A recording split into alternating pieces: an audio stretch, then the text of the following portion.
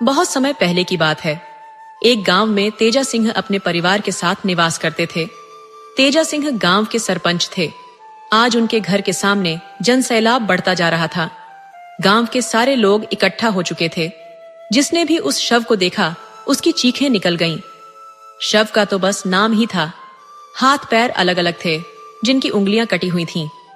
सिर धड़ से अलग पड़ा था, पेट अंदर या बाहर उभर आया था और खोपड़ी से खून बहकर जम चुका था। चेहरा पूरी तरह काला हो चुका था। कानों का कोई पता नहीं था। आंखों के स्थान पर मांस के टुकड़े लटके हुए थे। कुल मिलाकर शव ऐसा लग रहा था जैसे किसी कसाई खाने से अभी लाया गया हो, और उस पर हजारों मक्खियां जो शव पर मंडरा रही थीं, दृश्य को और भी डरावना बना रही थीं। कितना अच्छा आदमी था, बेवजह मारा गया। भीड़ में दो बुजुर्ग आपस में बात कर रहे थे। सही कह रहे हो भैया, आजकल तो बाहर निकलने लायक भी नहीं रहा। अभी 2 दिन पहले ही मिला था, कितना खुश था अपनी जिंदगी से। मुझसे कह रहा था, चाचा हमारा ट्रांसफर यहीं पर हो गया है, परसों तक ट्रांसफर लेटर भी मिल जाएगा। इस बार उदयपुर जाना हमारा आखिरी बार होगा। 2 दिन में हम वापस आ जाएंगे। वो बेचारा सरपंच जी भैया, एक ही बेटा था और इतनी दर्दनाक मौत मरा। लेकिन एक बात समझ में नहीं आती, आखिर उसकी किसी से क्या दुश्मनी हो सकती थी कि उसे इतनी मौत मिली। इतना कहते ही एक तीसरा आदमी बोल पड़ा, अरे भैया कोई दुश्मनी नहीं थी, यह तो महेश की पत्नी का काम है।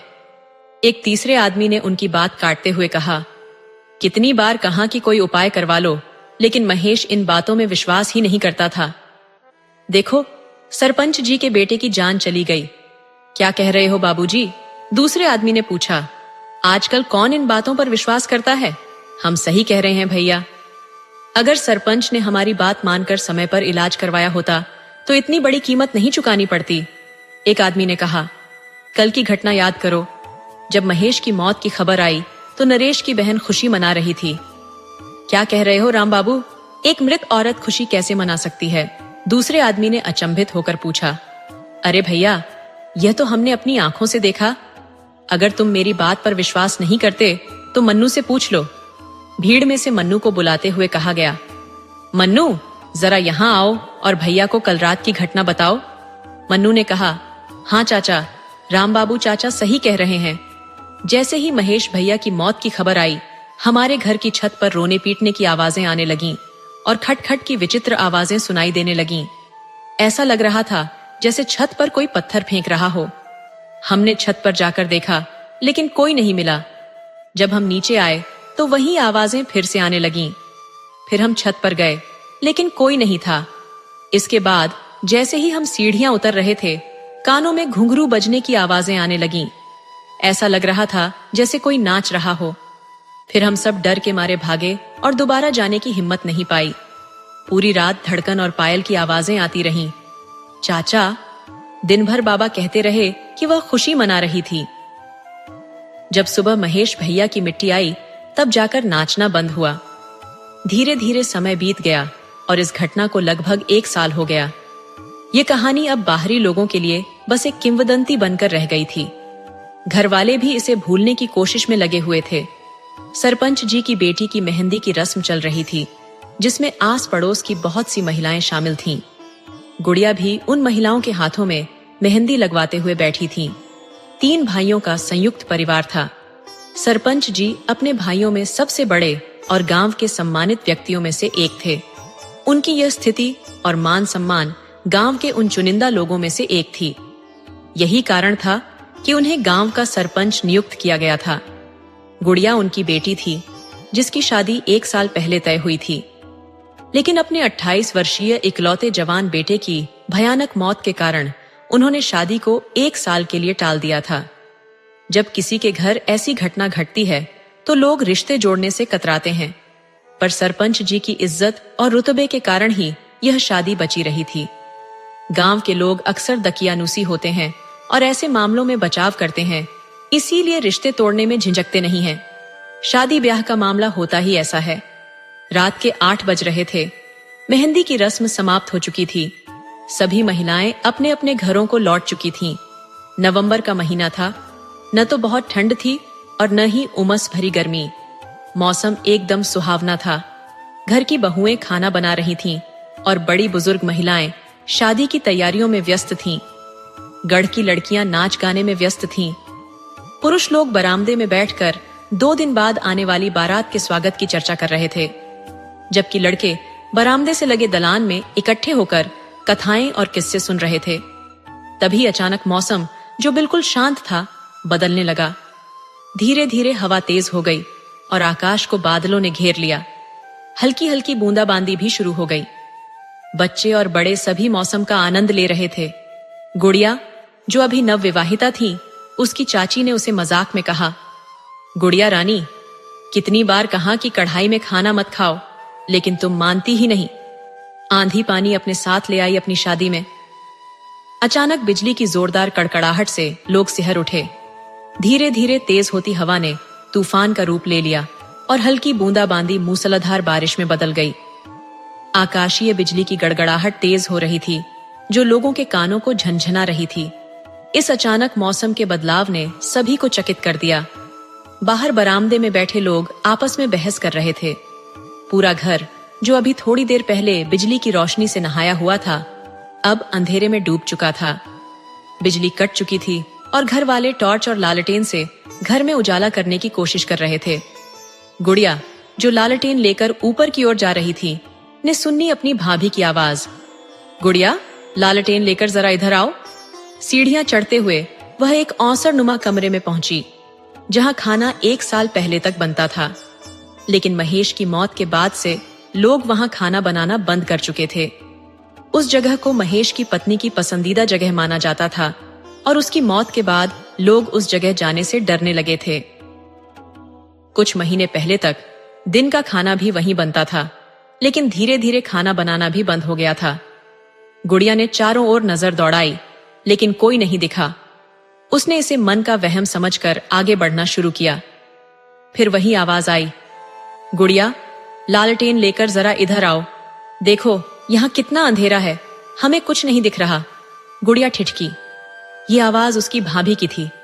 वह लालटेन लेकर आवाज के स्रोत की ओर बढ़ी और देखा कि कम रोशनी के कारण उसे साफ साफ कुछ दिखाई नहीं दे रहा था। उसने लालटेन की बत्ती को और ऊंचा किया, जिससे पूरा कमरा स्पष्ट दिखाई देने लगा। एक औरत जलते हुए मिट्टी के चूल्हे के पास उल्टे मुंह के साथ एक पतले से पटरे पर बैठी थी। अरे भाभी, आप यहाँ क्या कर रही हो? उसने सवाल किया, लेकिन कोई उत्तर नहीं मिला। यह देखकर उसने फिर से पुकारा, भाभी, आप कुछ बोल क्यों नहीं रही? और ये कहते हुए उसने भाभी का कंधा पकड़कर जोर से झिंझोड़ा। अचानक वह औरत उसकी ओर मुड़ी और गुस्से से फुफकारते हुए वह पूरी तरह से जली हुई, बिना आंखों वाली एक चुड़ैल में बदल गई। यह देख उसकी चीख निकल गई और लालटेन उसके हाथ से छूट गई। चीख सुनकर लोग दौड़ते हुए उस कमरे की ओर भागे, लेकिन जब तक वे पहुंचते, लालटेन का कांच टूट चुका था और आग की एक बड़ी लपट उठ चुकी थी। उसे लपटों से घिरा देख वह चुड़ैल जोर जोर से हंसने लगी। जल्द ही घर में और लोग जमा हो गए, लेकिन चुड़ैल अब भी हंसते हुए खड़ी थी। उसके ठहाकों से सरपंच का पूरा घर गूंज उठा। इस भयानक दृश्य को देखकर वहां खड़े लोगों की चीख निकल गई और फिर देखते ही देखते वह चुड़ैल गायब हो गई। लपटें इतनी तेज थीं कि कोई भी उसके पास जाने की हिम्मत नहीं कर पा रहा था। जब तक लोग कुछ उपाय करते, गुड़िया की लीला समाप्त हो चुकी थी। बिजली भी आ चुकी थी और फानी तूफान थम चुका था। मौसम पहले जैसा शांत और सामान्य हो चुका था। कुछ देर पहले जिस घर में शादी के मंगल गीत गाए जा रहे थे, वहां अब मातम छा गया था। सरपंच जी के घर में फिर से लोगों की भीड़ इकट्ठा हो गई थी। जिसने भी यह सुना कि एक रात पहले यहाँ क्या हुआ था, उसे विश्वास करना मुश्किल हो रहा था। घर के अंदर से आती रोने धोने की आवाजें सुनकर लोगों के दिल दहल उठे थे। किसी ने भीड़ में कहा, ये तीसरी मौत है सरपंच जी के घर में, हमें नहीं लगता कि वह किसी को छोड़ेगी। किसी और ने कहा, सही कह रहे हो भैया, 1.5 साल में एक ही परिवार में 3-3 मौतें होना बहुत चिंताजनक है। सरपंच जी का पूरा परिवार बिखर गया है। लेकिन एक बात समझ में नहीं आ रही, वह अपने ही परिवार के पीछे क्यों पड़ी है? भला सरपंच जी से उसकी क्या दुश्मनी हो सकती है? जिनको उसने मारा वो तो चचेरे थे, क्या वो अपने ही थे? फिर दूसरे ने कहा, भैया तुम सही कह रहे हो, मुझे लगता है इसमें जरूर कोई रहस्य है जो हम में से कोई नहीं जानता। हमें डर है कि अगर सरपंच जी ने जल्दी ही कोई ठोस उपाय नहीं किया तो एक दिन वह उनके पूरे परिवार का विनाश कर देगी। अब तो वह और भी ताकतवर हो चुकी होगी क्योंकि उसके साथ 2 और साथी मिल गए हैं। अब गुड़िया की मिट्टी जा चुकी थी और बुढ़िया भी मर चुकी थी। लोग अपनी अपनी सहानुभूति व्यक्त कर अपने घर लौट रहे थे। इस घटना से सरपंच जी का पूरा परिवार डर गया था। सबके मन में दहशत घर कर गई थी। वे यही सोच सोच कर घबरा रहे थे कि अब अगला नंबर किसका होगा। महेश की माँ ने सरपंच जी से कहा, आप कुछ क्यों नहीं करते? आखिर कब तक ये सब तमाशा चलता रहेगा? हमारे 2 बच्चों को निगल गई, अब न जाने अगला निशाना किसे बनाने की सोच रही है। सरपंच जी बोले, महेश की माँ, तुम्हें याद है जब महेश मरा था तो हम एक तांत्रिक को बुलाकर लाए थे और फिर कैसे उस तांत्रिक को अपनी जान से हाथ धोना पड़ा था। ये इतना आसान नहीं है जितना तुम समझ रही हो। हमें किसी ऐसे की तलाश करनी होगी जो उससे भी ज्यादा शक्तिशाली हो और उसे आसानी से काबू कर सके। तुम थोड़ी धीरज धरो, महेश की माँ ने जवाब दिया। कैसे धीरज धरें हम? महेश के बापू, जिसकी गोद उजड़ गई हो, जिसके 2 फूल जैसे बच्चे 1 साल के अंदर इतनी भयानक मौत मर चुके हों, उसे आप धीरज रखने को कह रहे हैं। इन सब के जिम्मेदार आप हैं। आप ही ने हमारे 2 बच्चों की जान ली है। हम आपको कभी माफ नहीं करेंगे और ये बात कभी नहीं बदल सकती। महेश की माँ ने सरपंच जी की ओर देखा भी नहीं। गुड़िया की मौत को 2 दिन बीत चुके थे। रात का 1 बजा था जब सरपंच जी का पूरा परिवार गहरी नींद में डूबा हुआ था, लेकिन सरपंच जी की आंखों से नींद कोसों दूर थी। वो इस सोच में डूबे थे कि आखिर क्या किया जाए ताकि महेश की पत्नी के विरोध से इस घर को छुटकारा मिल सके। वो अपनी आंखें बंद किए हुए सोच रहे थे, तभी उनके कानों में मीठी लोरी की आवाज आई। ये वही लोरी थी जो महेश की पत्नी अपने बच्चे को सुलाने के समय गाया करती थी। सरपंच जी की हालत बिगड़ गई। मतलब वह औरत यहीं कहीं आसपास है। उनकी आंखें हैरत में खुली रह गईं। चारों ओर देखने पर भी उन्हें कुछ दिखाई नहीं दिया। कुछ देर बाद फिर वही लोरी सुनाई दी, इस बार पहले से ज्यादा तेज। अब सरपंच जी को महसूस हुआ कि यह आवाज दलान से आ रही है। सरपंच जी सहमे हुए दलान की ओर देखने लगे। वहां कम रोशनी में कुछ साफ दिखाई नहीं दे रहा था। उन्होंने बगल में रखा अपना चश्मा उठाया और दलान की तरफ देखा। अब उन्हें सब कुछ साफ साफ दिखने लगा। दलान के कोने में एक औरत अपने छोटे से बच्चे को लोरी गाकर सुला रही थी। ये देखकर उनके दिल की धड़कन तेज हो गई। कुछ देर पहले जो औरत अपने बच्चे को गोद में लिए लोरी गा रही थी, अब वह अपने बच्चे को जमीन पर लिटाकर धीरे धीरे उनकी तरफ बढ़ रही थी। उसे अपनी तरफ आते देखकर सरपंच जी ने अपनी आंखें कसकर बंद कर लीं। अगले ही पल उन्होंने अपने गले पर किसी के हाथों का स्पर्श महसूस किया। धीरे धीरे वह पकड़ और मजबूत होती गई। सरपंच जी चीखना चाहते थे, लेकिन उनकी आवाज गले से बाहर नहीं निकल पा रही थी। जिसने उनका गला पकड़ा था, उसकी पकड़ इतनी मजबूत हो चुकी थी कि सरपंच जी खुद को छुड़ाने की पूरी कोशिश कर रहे थे, पर वह नाकाम हो रहे थे। उनके गले पर उस औरत की पकड़ और तेज होती जा रही थी। तभी चारपाई के हिलने की आवाज सुनकर उनके बगल में लेटे भाई की आंख खुल गई। वह घबराकर बोले, भैया की चारपाई इतनी आवाज क्यों कर रही है? सरपंच जी की तरफ देखते ही जो दृश्य उन्होंने देखा, उससे उनकी रूह कांप उठी। उन्होंने देखा एक औरत जिसका चेहरा घूंघट से ढका हुआ था, लेकिन उसके शरीर के जिस हिस्से को वे देख सकते थे, वहां बड़े बड़े फफोले थे जो जगह जगह से फट चुके थे। उन फफोलों से खून और पानी निकल रहा था, जिसकी बदबू से सांस लेना भी मुश्किल हो रहा था। वह औरत सरपंच जी के ऊपर झुकी हुई थी और उनका गला पूरी ताकत से दबा रही थी। सरपंच जी छटपटाते हुए खुद को बचाने की कोशिश कर रहे थे। यह देखकर उनके भाई चिल्ला उठे, भैया को छोड़ दो, भैया को छोड़ दो। ये सुनते ही उस औरत की पकड़ ढीली हो गई। अचानक हवा का एक झोंका आया और उसका घूंघट हट गया। घूंघट हटते ही सरपंच जी के छोटे भाई राम सिंह ने देखा कि वह बिना आंखों वाली चुड़ैल लाचार भाव से सरपंच जी की ओर देख रही थी। फिर वह उनका गला छोड़कर बिना पीछे देखे दलान की ओर बढ़ गई, जहां उसने अपना बच्चा उठाया और गायब हो गई। तब तक सरपंच जी की आवाज सुनकर घर के सारे लोग इकट्ठा हो चुके थे। उस रात तेजा सिंह के परिवार ने पूरी रात जाग कर बिताई। अगले दिन सुबह होते ही सरपंच जी ने किसी ऐसे तांत्रिक की खोजबीन शुरू कर दी जो उस चुड़ैल से उनके घर को निजात दिला सके। इस काम के लिए उन्होंने गांव के कुछ आदमियों को भी लगा दिया था। शाम तक उन्हें एक पंडित जी के बारे में पता चला जो इस तरह के मामलों में बहुत ही माहिर थे। लेकिन एक दिक्कत थी, वह हर जगह नहीं जाते थे। जब यह बात सरपंच जी को पता चली तो उन्होंने पंडित जी को लाने के लिए खुद जाने का फैसला किया। उन्होंने अपने दोनों भाइयों को साथ लिया और पंडित जी को लाने के लिए निकल पड़े। अभी मुश्किल से 200 कदम ही चले होंगे कि पीछे से एक लड़का हांफता हुआ दौड़ा चला आ रहा था। वह लड़का बोला, बाबा जल्दी चलिए, बाड़े में आग लग गई है। ये खबर सुनते ही वे लोग दौड़ पड़े और आकर देखा कि पूरा बाड़ा धू धू करके जल रहा था। अंदर से मवेशियों की करुण पुकार और राम बहाने की चीखें सुनाई दे रही थीं। कुछ लोग आग बुझाने की जद्दोजहद में लगे थे, मगर आग थी कि थमने का नाम नहीं ले रही थी, उल्टे और भड़क उठ रही थी। लोग समझ नहीं पा रहे थे कि क्या करें। उसकी ज्वालाएं इतनी तीव्र थीं कि जानवरों को बचाना तो दूर, कोई बाड़े के नजदीक भी नहीं जा पा रहा था। कड़ी मशक्कत के बावजूद आग पर काबू नहीं पाया जा सका। अंततः आग तब बुझी जब उसे खुद बुझना था। पूरा बाड़ा जलकर खाक हो गया। मवेशी तड़प तड़प कर दम तोड़ चुके थे। 15 मिनट के अंदर सब कुछ बर्बाद हो गया। फिर पूरा गांव सरपंच जी के दरवाजे पर उमड़ पड़ा। लेकिन अब क्या किया जा सकता था? कोई उपाय नहीं था। एक व्यक्ति बोला, सरपंच जी आखिर कब तक ऐसा चलेगा? किसी ने कहा, उपाय तो करने ही जा रहे थे भैया। आग लगने की खबर सुनकर लौटना पड़ा।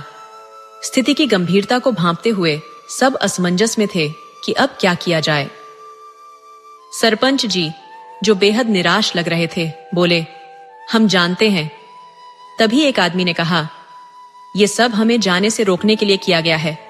पिछली बार भी उसने ऐसा ही करके उस तांत्रिक की जान ले ली थी। दूसरे व्यक्ति ने सहमति में सिर हिलाते हुए कहा, सही कह रहे हैं भैया, वो बड़ी खतरनाक है। सरपंच जी बोले, हाँ भैया, बहुत खतरनाक है। बहुत बुरा हुआ, बेचारे बेजुबान मवेशी भी नहीं बच सके। हमें नहीं लगता कि वो इतनी आसानी से कुछ करने देगी। किसी और ने कहा, इसका उपाय खोजना पड़ेगा, जो भी करना है जल्दी करो। भैया, अब हमारे पास ज्यादा समय नहीं है। क्या पता कल को पूरा गांव इस डायन के प्रकोप का शिकार हो जाए। दूसरा व्यक्ति बोला, बिल्कुल सही कह रहे हो भैया, जल्द ही कुछ करना होगा, वो भी बेहद गुपचुप तरीके से, ताकि उसे कानो कान खबर न हो। फिर उसी रात करीब 9 बजे सरपंच सिंह के घर एक पंडित जी का आगमन हुआ। पंडित जी के आने की खबर सुनते ही घर के बाकी लोग बाहर निकलकर उन्हें घेर कर खड़े हो गए और बोले, महाराज, आपका बहुत बहुत धन्यवाद जो आप यहाँ आने के लिए राजी हो गए। अब आप ही हमें उस प्रकोप से बचा सकते हैं, कृपया हमें बचा लीजिए। सरपंच जी ने पंडित जी के चरणों में झुकते हुए कहा। पंडित जी ने सरपंच जी को आशीर्वाद देते हुए कहा, कल्याण हो बच्चा, इस वर्ष सब भला करेंगे, पर पहले मैं एक बार तुम्हारे घर का निरीक्षण करना चाहता हूं। सरपंच जी ने कहा, जी महाराज, अवश्य। कृपया कुछ ऐसा करें जिससे हमें इस मुसीबत से छुटकारा मिल जाए। इसके बदले आप जो कहेंगे हम देने के लिए तैयार हैं। पंडित जी ने कहा, बच्चा, जो देना है ऊपर वाला देगा। हम इंसान किसी को क्या दे सकते हैं? ये रुपया पैसा हमारे लिए मिट्टी के समान है। पंडित जी के साथ आए उनके शिष्य ने सरपंच जी को पंडित जी के गुणों से अवगत कराते हुए कहा, गुरु जी, यहाँ किसी लोभ से नहीं आए हैं। ये तो जल्दी कहीं जाते भी नहीं, लेकिन यहाँ की बड़ी समस्या सुनकर ही गुरु जी से रहा नहीं गया। आपकी किस्मत प्रबल थी जो पंडित जी यहाँ आए। इनके दर्शन आपको हुए तो अब आप तनिक भी चिंता न करें। गुरु जी ने बहुतों का उद्धार किया है। अब आपके यहाँ आए हैं तो समझ लीजिए आपकी मुसीबत जल्द दूर होने वाली है। इसके बाद पंडित जी ने कहा, चलो अब एक बार पूरे घर का निरीक्षण करवा दो। सरपंच जी बोले, जी महाराज। यह कहकर उन्होंने पंडित जी को घर के मुख्य द्वार तक पहुंचाया। लेकिन जैसे ही पंडित जी ने घर के मुख्य चौखट पर पांव रखा, उन्हें एक जोर का झटका लगा। यह अनुभव होते ही पंडित जी का पूरा शरीर कांप उठा और वे हर हर महादेव का जाप करने लगे। सरपंच जी ने हैरानी से पूछा, महाराज क्या हुआ? अंदर आइए। पंडित जी ने दरवाजे पर ठिठक कर कहा, इस घर की आत्मा हमें भीतर आने से रोक रही है। बच्चा, वो कोई साधारण आत्मा नहीं है, बहुत ही ताकतवर और हठी आत्मा है। इतना कहते ही पंडित जी ने अपनी आंखें बंद की और मन ही मन कुछ मंत्र बुदबुदाने लगे। मंत्र के प्रभाव से उन्होंने उस चौखट को बिना किसी रुकावट के आसानी से पार कर लिया। पूरे घर का निरीक्षण करने के बाद पंडित जी ने कहा, यहाँ कई बुरी शक्तियों ने अपना डेरा जमाया हुआ है, उन्हें यहाँ से निकालना इतना आसान नहीं होगा। सरपंच जी ने चिंतित होकर पूछा, महाराज, इसका मतलब इस घर में उनकी आत्माओं का जुड़ाव बहुत पुराना है? पंडित जी ने गंभीर स्वर में कहा, हाँ बच्चा, जिस जगह से किसी आत्मा का जुड़ाव हो जाता है उस जगह को छोड़ना आसान नहीं होता। फिर पंडित जी ने कहा, चाहे वो चाय हो, जागता हुआ इंसान हो, मरा हुआ व्यक्ति हो, आत्मा हो या कोई और शक्ति, मैं अपनी ओर से पूरा प्रयास करूंगा। भगवान भोलेनाथ अगर चाहेंगे तो ये बुरी आत्माएं और शक्तियां यहां से जल्द ही निकल जाएंगी। सब महाकाल भली करेंगे, लेकिन इसके लिए मुझे एक विशेष पूजा करनी होगी। सरपंच जी ने कहा, जी ठीक है। पंडित जी ने समझाया, ये पूजा आधी रात 12 बजे से शुरू होगी और करीब 4 घंटे चलेगी। इसके बाद मैं उन बुरी शक्तियों का आह्वान करूंगा। ये पूजा हमें आज रात ही करनी होगी, क्योंकि आज भोलेनाथ का दिन है। अगर ये पूजा उनके दिन और समय पर की जाती है तो महाकाल प्रसन्न हो जाते हैं और इस कार्य को हर हाल में सफल बनाते हैं। हर हर शंभू, जय महाकाल। पंडित जी ने समय पर इशारा करते हुए कहा, अब भी 10 बजे हैं, ठीक 12 बजे से पूजा शुरू होगी। तब तक उस पूजा के लिए कुछ विशेष सामग्रियों का इंतजाम कर लें। एक बात और, इस पूजा में परिवार के हर सदस्य की उपस्थिति जरूरी है, इसलिए ध्यान रहे कि आज रात कोई न सोए। रात 12 बजते ही पंडित जी ने पूजा शुरू कर दी। जैसा कि उन्होंने कहा था, परिवार के सभी सदस्य उस पूजा में मौजूद रहे। पूजा करीब 4 घंटे चली, जिसमें पंडित जी ने मंत्रों का जप किया। ये जप उपांशु जप कहलाता है, जिसमें आवाज तो नहीं आती, लेकिन मंत्रों की ध्वनि सुनी जा सकती है। इस पूजा के दौरान घर के प्रत्येक सदस्य को हवन कुंड में बारी बारी से हवन सामग्री डालनी थी। पूजा समाप्त होते ही बुरी शक्तियों के आह्वान का समय आया। आह्वान शुरू करने से पहले पंडित जी ने पूरे घर वालों को समझा दिया था कि चाहे कुछ भी हो जाए, डरना नहीं है और न ही अपने स्थान से हटना है। फिर उन्होंने आह्वान की प्रक्रिया शुरू की, जिसमें साबर मंत्रों का सहारा लिया।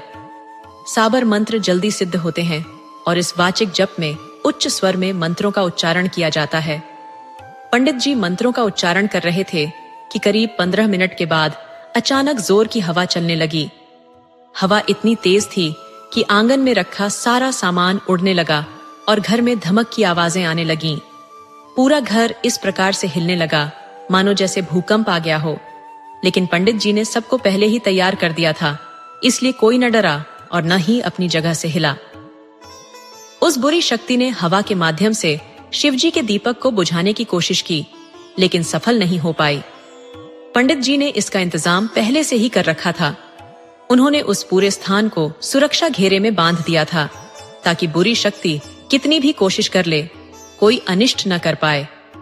पंडित जी का ध्यान बिना भटके मंत्र उच्चारण पर लगा हुआ था। तभी वहां एक जलती हुई स्त्री की आकृति प्रकट हुई।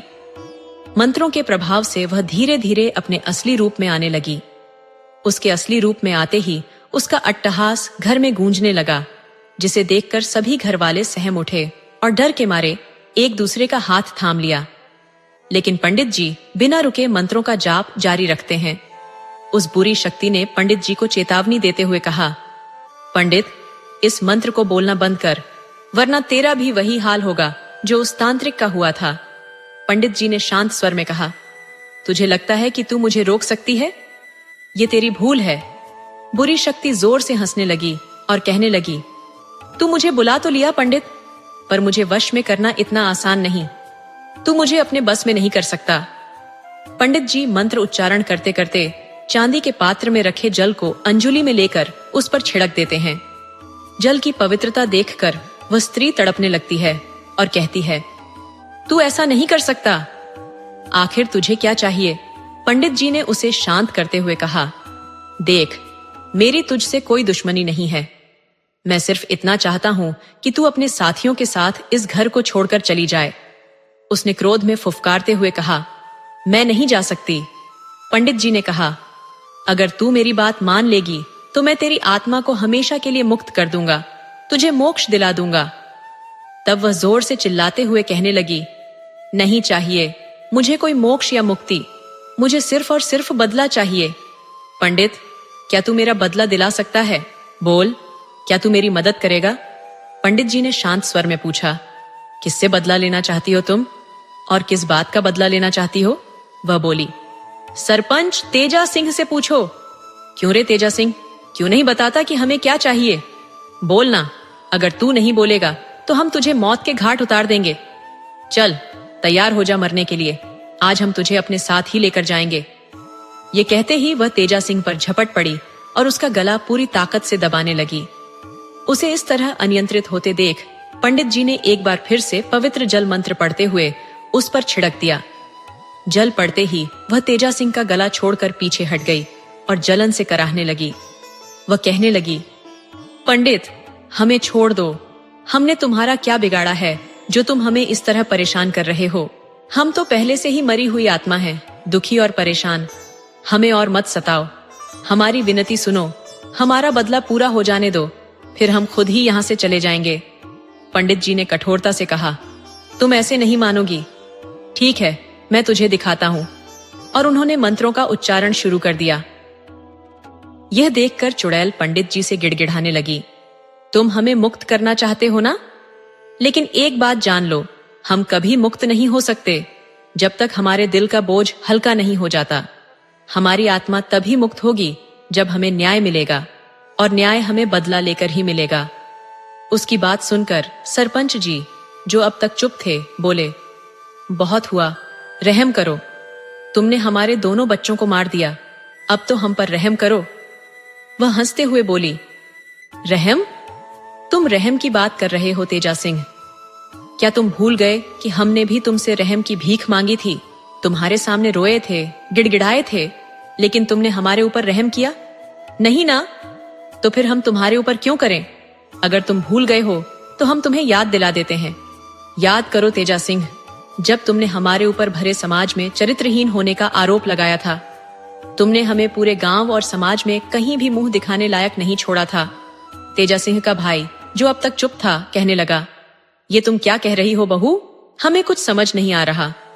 तुम अपनी गलती भैया पर क्यों डाल रही हो? उस रात क्या हुआ था ये तो तुमने सबको बताया था। वह कहने लगी, बाबूजी, आप लोगों को कुछ भी नहीं पता है, इसलिए आप बीच में मत आइए। जो कुछ हुआ वह मात्र एक संजोग था, इसमें किसी का कोई दोष नहीं है। क्या तुम्हें लगता है कि हमें तुम्हारे जाने का दुख नहीं है? देखो महेश को, कैसे वह तुम्हारे और मुन्नी के जाने के बाद तुम्हारे गम में पागल हो गया था। देखो अपनी अम्मा को, एक दिन नहीं जाता जब वो तुम्हें और मुन्नी को याद न करती हो, और जिनसे तुम बदला लेना चाहती हो वह तुम्हारा ही परिवार है। महेश, अब तुम ही समझाओ बहू को, शायद वह तुम्हारी बात समझ जाए।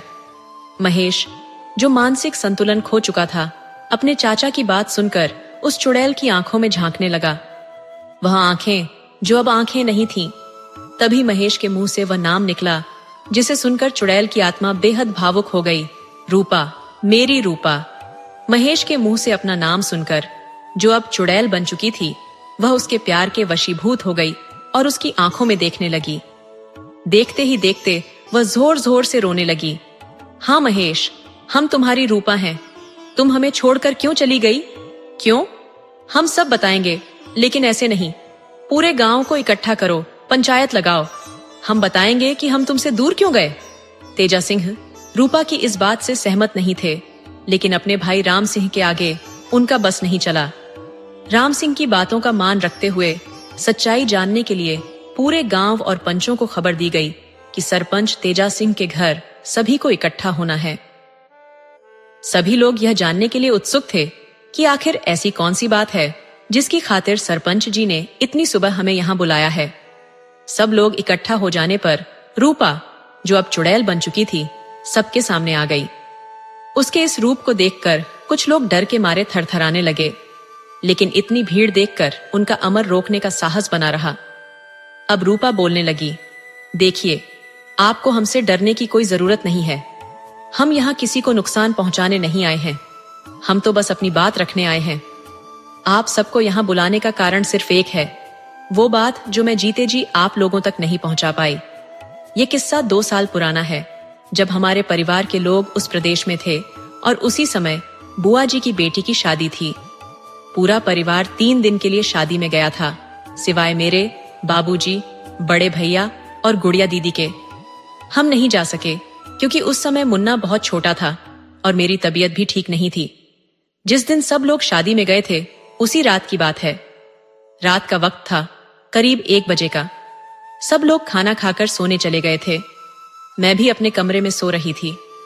अचानक दरवाजे पर खटपट की आवाज आई, जिससे मेरी नींद खुल गई। मुझे लगा कि शायद दीदी होंगी, इसलिए दरवाजा खोल दिया। लेकिन सामने बड़े भैया खड़े थे जो शायद होश में नहीं थे।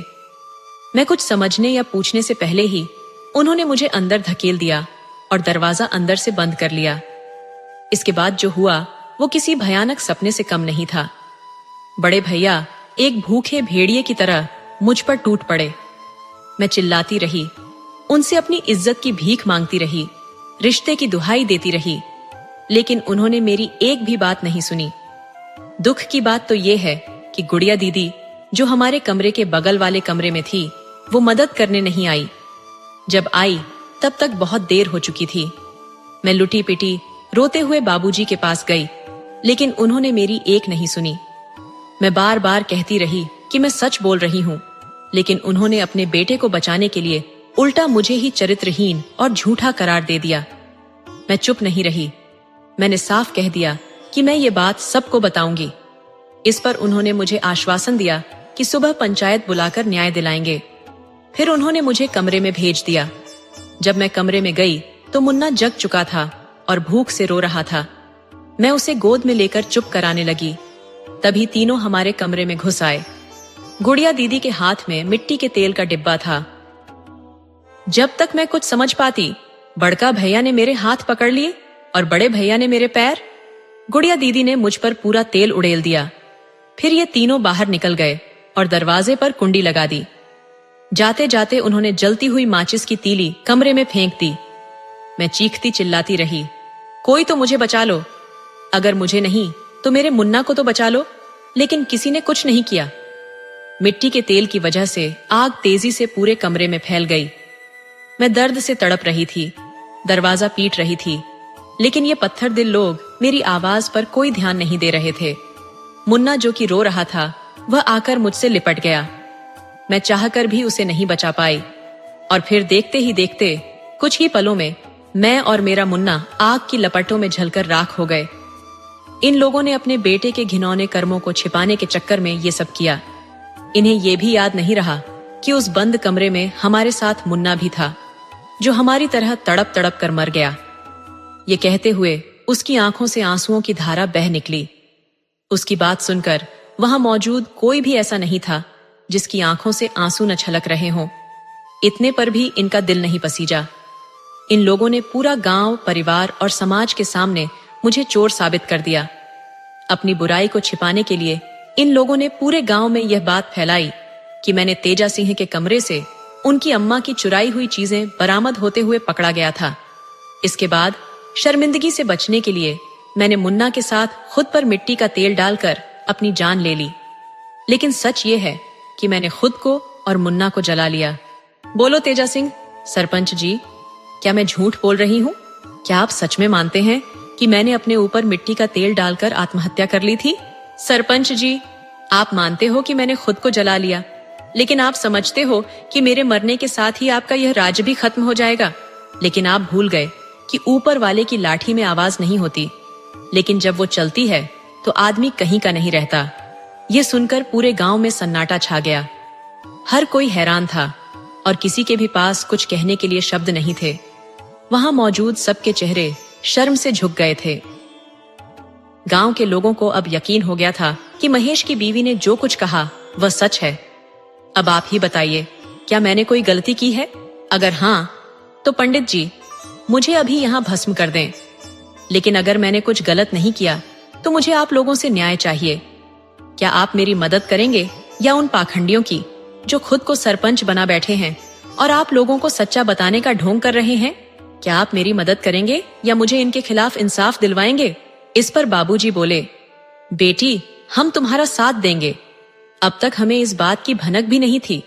हम तो तुम्हारे सामने नजर भी नहीं मिला पा रहे हैं।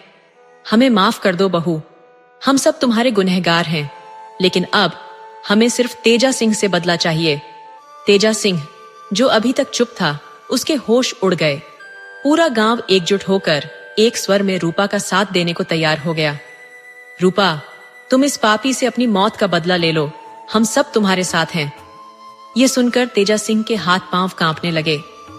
वह तुरंत रूपा के पैरों में गिर गया और अपने किए की माफी मांगने लगा। देखो रूपा बेटी, तुम्हारे साथ जो कुछ भी हुआ वह नहीं होना चाहिए था, लेकिन मैं मजबूर था। अपने बेटे के मोह में मैं अंधा हो गया था। मैं तुम्हारा दर्द नहीं समझ पाया, तेजा सिंह ने कहा। रूपा ने गुस्से में कहा, तुम्हारे बेटे के मोह में तुम्हें यह भी नहीं दिखा कि मैं भी किसी की बेटी हूँ, किसी की माँ हूँ और किसी की पत्नी हूँ। तुम्हें यह भी याद नहीं रहा कि हम तुम्हारी बहू हैं, तुम्हारे परिवार का हिस्सा हैं। तुम्हें जरा भी शर्म नहीं आई? रूपा की बातें सुनकर पूरा गांव एकजुट हो गया और सरपंच से कहा, रूपा को इंसाफ मिलेगा। अब तेजा सिंह का कोई बचाव नहीं होगा। इतना सुनते ही तेजा सिंह घबरा गया और रूपा के पैरों में गिर पड़ा। लेकिन अब बहुत देर हो चुकी थी। गांव के लोग एक स्वर में बोले, रूपा, तुम इसे सजा दिलवाओ, हम सब तुम्हारे साथ हैं। रूपा ने जब तेजा सिंह के मुंह से माफी की बातें सुनी तो वह आक्रोश से बोली, तुम्हारे जैसे पापियों को अब यहाँ रहने का हक नहीं है। तुमने हमारी दुनिया उजाड़ दी, अब तुम्हें इसका अंजाम भुगतना होगा। और फिर अचानक से तेजा सिंह एक जलते हुए आग के गोले में तब्दील हो गया। उसकी चीखें पूरे वातावरण में गूंज उठीं और देखते ही देखते उसका शरीर राख में बदल गया। बचा तो बस उसकी अस्थियों का ढेर, जो रूपा के हाथों इंसाफ मिलने का प्रतीक था। उसके बाद पंडित जी ने रूपा की आत्मा को मोक्ष दिलाने की तैयारी की। पूरा गांव, जो अब तक रूपा की दर्दनाक कहानी से हिला हुआ था, उसकी आत्मा को शांति मिलने की दुआ करने लगा। रूपा के साथ साथ उन सभी आत्माओं को भी शांति मिली जो उसके साथ अन्याय का शिकार हुई थीं। अंत में रूपा का दिव्य प्रकाश जुगनू की तरह हवा में उड़ते हुए शून्य में विलीन हो गया। दोस्तों, आपको कहानी कैसी लगी? अपने सुझाव कमेंट करना न भूले। तो चलिए आज की अगली कहानी शुरू करते हैं।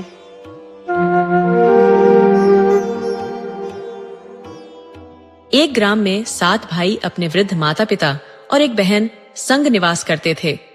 7 भाइयों का विवाह संपन्न हो चुका था और वे परस्पर सहयोग और सौहार्द्रता से जीवन व्यतीत करते थे।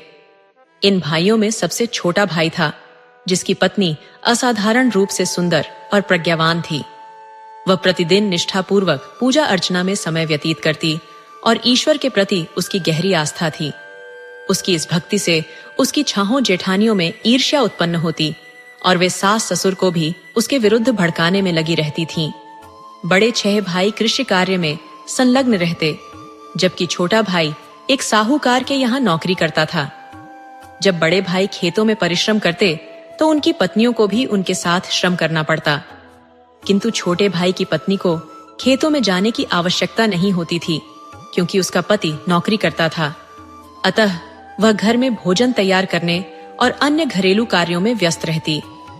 इस बात से भी उसकी जेठानियां कुढ़ती थीं, क्योंकि उन्हें लगता था कि वह आरामदायक जीवन व्यतीत कर रही है, जबकि वे कठिन श्रम करने को बाध्य हैं। इस कारण वे उसे प्रताड़ित करने हेतु नई नई साजिशें रचती रहतीं। एक दिन जैसे ही सूर्यास्त हुआ, छोटा भाई अपनी नौकरी से लौट आया और बाकी 6 भाई भी खेतों से घर लौटे। स्नान ध्यान के उपरांत सभी भाई एकत्र होकर भोजन करने बैठे। उनके माता पिता और बहन भी भोजन में सम्मिलित हुए। भोजन के बाद भाइयों की पत्नियां भोजन करने बैठीं। बड़ी जेठानियां शीघ्रता से भोजन समाप्त कर हाथ मुंह धोकर रसोई से बाहर निकल जातीं, ताकि उन्हें किसी कार्य में हाथ न लगाना पड़े। बेचारी छोटी देवरानी अकेले ही पूरे घर और रसोई की सफाई करती, बर्तन धोती और रसोई को व्यवस्थित कर अंततः अपने कमरे में सोने जाती। वहां उसका पति उसकी प्रतीक्षा कर रहा होता। दोनों थोड़ी देर बातचीत करते और फिर विश्राम करते। उसका पति उसकी सरलता और निष्ठा से प्रभावित था। किंतु वह उसके भोलेपन के कारण चिंतित रहता, क्योंकि उसकी भाभियां उसका अनुचित लाभ उठाती थीं। उधर जब छोटी देवरानी रात्रि का सारा कार्य समाप्त कर विश्राम हेतु चली जाती, तब छाहों जेठानियां रसोई में एकत्र होती और उसे परेशान करने की योजना बनाती। एक रात उन्होंने घर के पिछवाड़े से एक सांप पकड़ा और उसे पानी के घड़े में डालकर ढक्कन बंद कर दिया। फिर वे चुपचाप अपने अपने कमरों में जाकर सो गईं।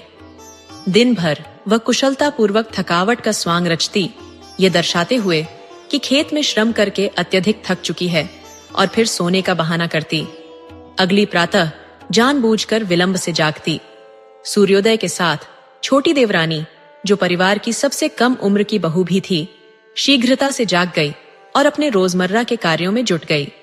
दैनिक गतिविधियों को संपन्न कर वह भोजन तैयार करने हेतु रसोई की ओर बढ़ी।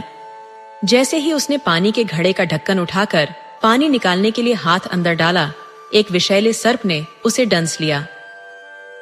आकस्मिक वेदना से त्रस्त होकर वह घर में सो रहे अपने ससुर को पुकारती है, ससुर जी, मुझे सांप ने काट लिया है, असहनीय पीड़ा हो रही है। ससुर ने ठंडी आवाज में उत्तर दिया, घर में चौबंदी है, दहलीज सुरक्षित है, पास आकर लक्ष्मी कौन है? वह सहायता की आशा में अपनी सास को पुकारती है, सासू माँ, सांप ने मुझे डंस लिया है, पीड़ा असह्य हो रही है। सास ने भी वही प्रत्युत्तर दिया, घर में चौबंदी है, चारों ओर चार दीवारी है, दहलीज बनी हुई है, पास आकर लक्ष्मी कौन है? निराश होकर वह एक एक कर अपने सभी देवरों, जेठों, जेठानियों और ननद को आवाज लगाती है, लेकिन हर कोई एक समान उत्तर देता है।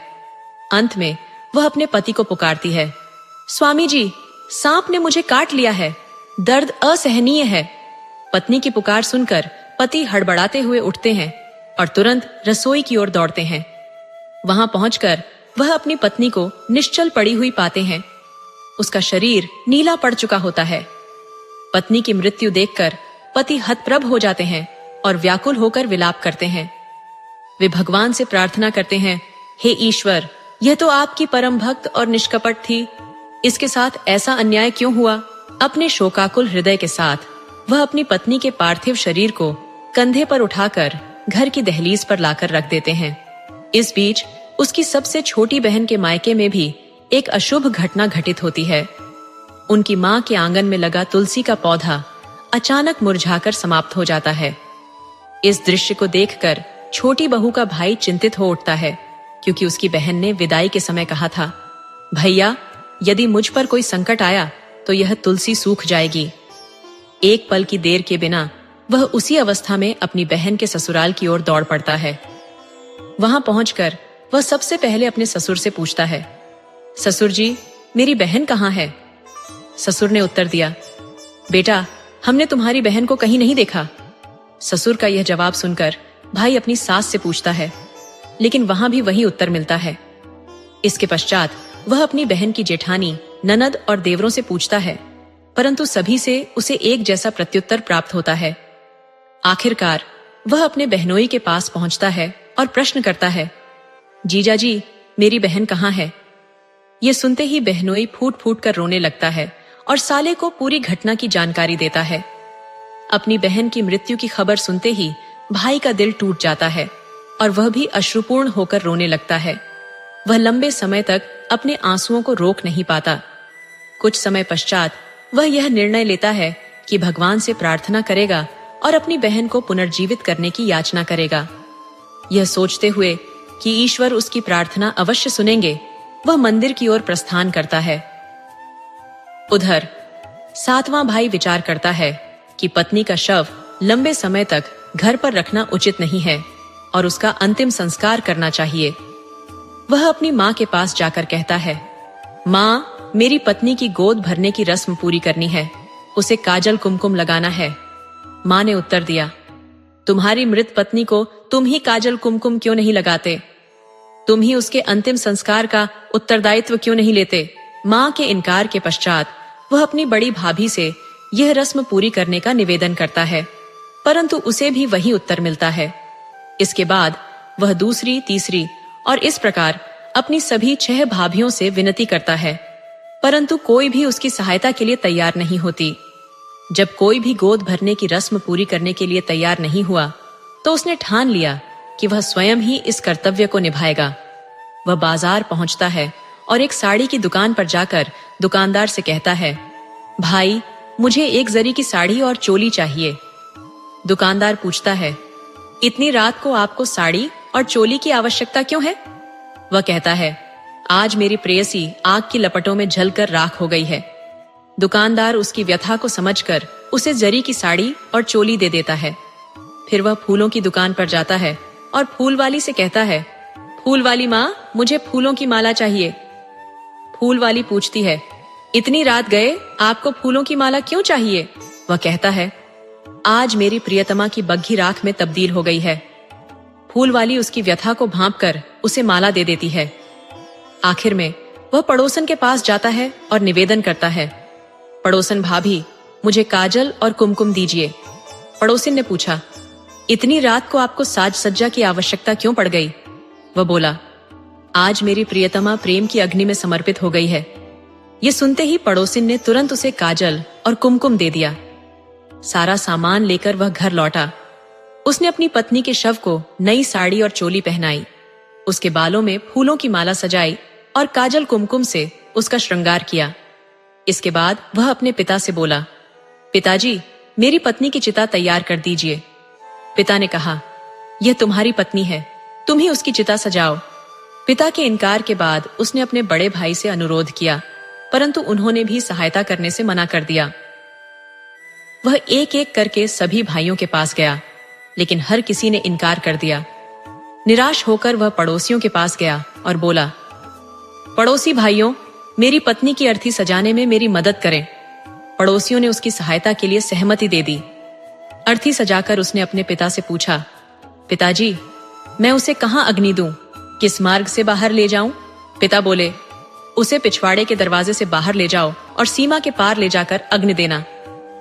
पिता की बात सुनकर उसे गहरा आघात हुआ।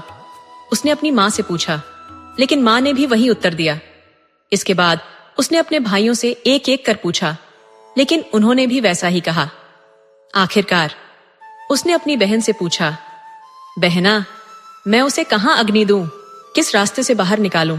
बहन ने कहा, उसे मुख्य द्वार से ले जाना और तुलसी वृंदावन के पास अग्नि देना। बहन की बात मानकर उसने अपनी पत्नी का शव उठाया और मुख्य द्वार से बाहर निकला। पड़ोसियों की सहायता से तुलसी वृंदावन के पास चिता तैयार की और उसमें अग्नि दी। तभी उसका साला वहां पहुंचा। वह भगवान को प्रसन्न करके अपनी बहन को पुनर्जीवित करने का वरदान प्राप्त कर चुका था। भगवान ने उसे एक दिव्य छड़ी प्रदान की थी। उसने छड़ी अपनी बहन के मस्तिष्क पर घुमाई और देखते ही देखते उसकी बहन जीवित होकर उठ बैठी। उसके शरीर पर कोई भी घाव या निशान नहीं था और वह पूर्ण रूप से स्वस्थ दिखाई दी। बहन को जीवित देखकर उसका भाई और पति दोनों ही आनंदित हो उठे। इसके बाद बहन का भाई अपने बहनोई से बोला, अब तुम दोनों मेरे साथ मेरे घर चलो। वे तुरंत पालकी लेकर आए और उसमें बहन और बहनोई को बैठाकर बैंड बाजे के साथ अपने घर ले गए। उसकी बहन ने अपने जीवन को असीम शांति और संतोष के साथ व्यतीत करना शुरू किया, क्योंकि वह माता रानी की अनन्य उपासक थी।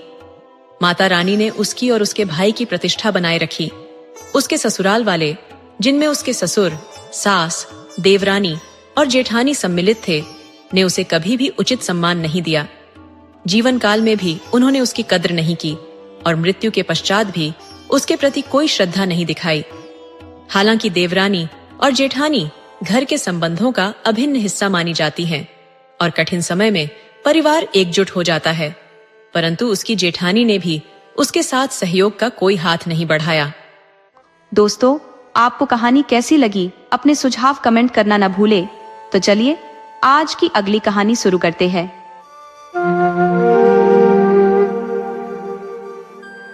बहुत समय पहले की बात है। एक गांव में तेजा सिंह अपने परिवार के साथ निवास करते थे। तेजा सिंह गांव के सरपंच थे। आज उनके घर के सामने जनसैलाब बढ़ता जा रहा था। गांव के सारे लोग इकट्ठा हो चुके थे। जिसने भी उस शव को देखा उसकी चीखें निकल गईं। शव का तो बस नाम ही था। हाथ पैर अलग अलग थे, जिनकी उंगलियां कटी हुई थीं। सिर धड़ से अलग पड़ा था पेट अंदर या बाहर उभर आया था और खोपड़ी से खून बहकर जम चुका था।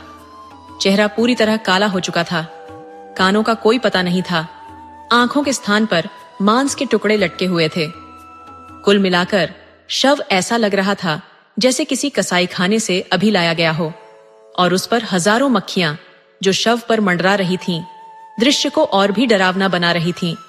कितना अच्छा आदमी था, बेवजह मारा गया। भीड़ में दो बुजुर्ग आपस में बात कर रहे थे। सही कह रहे हो भैया, आजकल तो बाहर निकलने लायक भी नहीं रहा। अभी 2 दिन पहले ही मिला था, कितना खुश था अपनी जिंदगी से। मुझसे कह रहा था, चाचा हमारा ट्रांसफर यहीं पर हो गया है, परसों तक ट्रांसफर लेटर भी मिल जाएगा। इस बार उदयपुर जाना हमारा आखिरी बार होगा, 2 दिन में हम वापस आ जाएंगे। वो बेचारा सरपंच जी भैया, एक ही बेटा था और इतनी दर्दनाक मौत मरा। लेकिन एक बात समझ में नहीं आती, आखिर उसकी किसी से क्या दुश्मनी हो सकती थी कि उसे इतनी मौत मिली। इतना कहते ही एक तीसरा आदमी बोल पड़ा, अरे भैया कोई दुश्मनी नहीं थी, यह तो महेश की पत्नी का काम है। एक तीसरे आदमी ने उनकी बात काटते हुए कहा, कितनी बार कहा कि कोई उपाय करवा लो, लेकिन महेश इन बातों में विश्वास ही नहीं करता था। देखो सरपंच जी के बेटे की जान चली गई। क्या कह रहे हो बाबूजी? दूसरे आदमी ने पूछा। आजकल कौन इन बातों पर विश्वास करता है? हम सही कह रहे हैं भैया। अगर सरपंच ने हमारी बात मानकर समय पर इलाज करवाया होता तो इतनी बड़ी कीमत नहीं चुकानी पड़ती। एक आदमी ने कहा, कल की घटना याद करो। जब महेश की मौत की खबर आई तो नरेश की बहन खुशी मना रही थी। क्या कह रहे हो राम बाबू? एक मृत औरत खुशी कैसे मना सकती है? दूसरे आदमी ने अचंभित होकर पूछा। अरे भैया, यह तो हमने अपनी आंखों से देखा। अगर तुम मेरी बात पर विश्वास नहीं करते तो मन्नू से पूछ लो। भीड़ में से मन्नू को बुलाते हुए कहा गया, मन्नू जरा यहाँ आओ और भैया को कल रात की घटना बताओ। मन्नू ने कहा, हाँ चाचा, राम बाबू चाचा सही कह रहे हैं। जैसे ही महेश भैया की मौत की खबर आई, हमारे घर की छत पर रोने पीटने की आवाजें आने लगीं और खटखट की विचित्र आवाजें सुनाई देने लगीं। ऐसा लग रहा था जैसे छत पर कोई पत्थर फेंक रहा हो। हमने छत पर जाकर देखा, लेकिन कोई नहीं मिला। जब हम नीचे आए तो वही आवाजें फिर से आने लगीं। फिर हम छत पर गए, लेकिन कोई नहीं था। इसके बाद जैसे ही हम सीढ़ियां उतर रहे थे, कानों में घुंघरू बजने की आवाजें आने लगीं। ऐसा लग रहा था जैसे कोई नाच रहा हो। फिर हम सब डर के मारे भागे और दोबारा जाने की हिम्मत नहीं पाई। पूरी रात धड़कन और पायल की आवाजें आती रहीं। चाचा, दिन भर बाबा कहते रहे कि वह खुशी मना रही थी। जब सुबह महेश भैया की मिट्टी आई, तब जाकर नाचना बंद हुआ। धीरे धीरे समय बीत गया और इस घटना को लगभग 1 साल हो गया। ये कहानी अब बाहरी लोगों के लिए बस एक किंवदंती बनकर रह गई थी। घर वाले भी इसे भूलने की कोशिश में लगे हुए थे। सरपंच जी की बेटी की मेहंदी की रस्म चल रही थी, जिसमें आस पड़ोस की बहुत सी महिलाएं शामिल थीं। गुड़िया भी उन महिलाओं के हाथों में मेहंदी लगवाते हुए बैठी थीं। 3 भाइयों का संयुक्त परिवार था। सरपंच जी अपने भाइयों में सबसे बड़े और गांव के सम्मानित व्यक्तियों में से एक थे। उनकी यह स्थिति और मान सम्मान गांव के उन चुनिंदा लोगों में से एक थी। यही कारण था कि उन्हें गांव का सरपंच नियुक्त किया गया था। गुड़िया उनकी बेटी थी, जिसकी शादी 1 साल पहले तय हुई थी। लेकिन अपने 28 वर्षीय इकलौते जवान बेटे की भयानक मौत के कारण उन्होंने शादी को 1 साल के लिए टाल दिया था। जब किसी के घर ऐसी घटना घटती है तो लोग रिश्ते जोड़ने से कतराते हैं, पर सरपंच जी की इज्जत और रुतबे के कारण ही यह शादी बची रही थी। गांव के लोग अक्सर दकियानूसी होते हैं और ऐसे मामलों में बचाव करते हैं, इसीलिए रिश्ते तोड़ने में झिझकते नहीं हैं। शादी ब्याह का मामला होता ही ऐसा है। रात के 8 बज रहे थे। मेहंदी की रस्म समाप्त हो चुकी थी। सभी महिलाएं अपने अपने घरों को लौट चुकी थीं।